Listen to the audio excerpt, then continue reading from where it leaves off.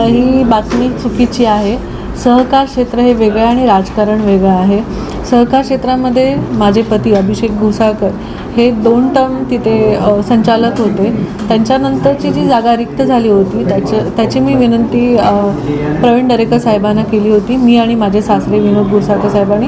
आणि त्यांनी आम्हाला आश्वासन दिलं होतं की मी खरंच प्रयत्न करेन. आणि काल त्यांनी जाहीर केलं. खरंच त्यांचे आणि सगळे सभासदांचे धन्यवाद करते. याआधी असं चर्चा चालू होती, पण तुम्ही बैठकमध्ये सुद्धा अनुपस्थित होते म्हणून असं सुद्धा चर्चा आहे. नाही, तुम्ही बघाल तर मी नगरसेवकांची बैठक होती त्यामध्ये मी उपस्थित होती. मेळावा होता त्यामध्ये पण मी उपस्थित होती.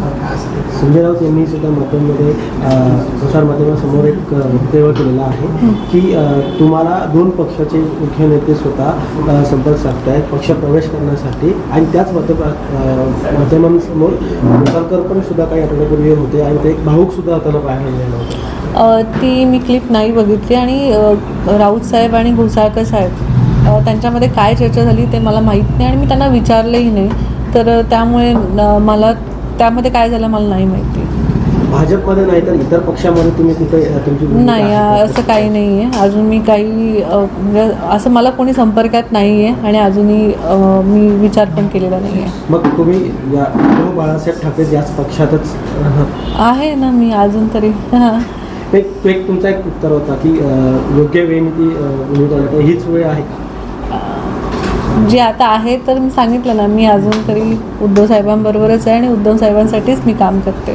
पण असंही देखील चर्चा आहे की भाजपच्या वाट्यावर देखील तुम्ही अशी देखील चर्चा होते काय? चर्चा खूप होत असतात पण माझ्यापर्यंत अशी चर्चा आलेली नाही आहे आणि चर्चा आल्यानंतर मी सांगेनच, नक्की सांगेन.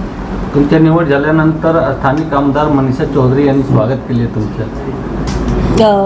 त्यांचे धन्यवाद करते की त्यांनी माझं स्वागत केलं. खरं तर सगळे हे वरिष्ठ आहेत आणि वरिष्ठांचं मला प्रेम आणि आशीर्वाद लागणारच आहेत, तर त्यांचे धन्यवाद देते. या भाजपमध्ये प्रवीण दरेकर स्वतः तुमचं मदतीत करून पक्षप्रवेश करण्याची चर्चा मला तरी वाटत नाही, कारण मी 1 वर्ष आधीच सांगितलं होतं, विनंती केली होती की सहकार क्षेत्रामध्ये मला यायचं आहे अभिषेकच्या ठिकाणी आणि त्यांनी ती पूर्ण केलेली आहे.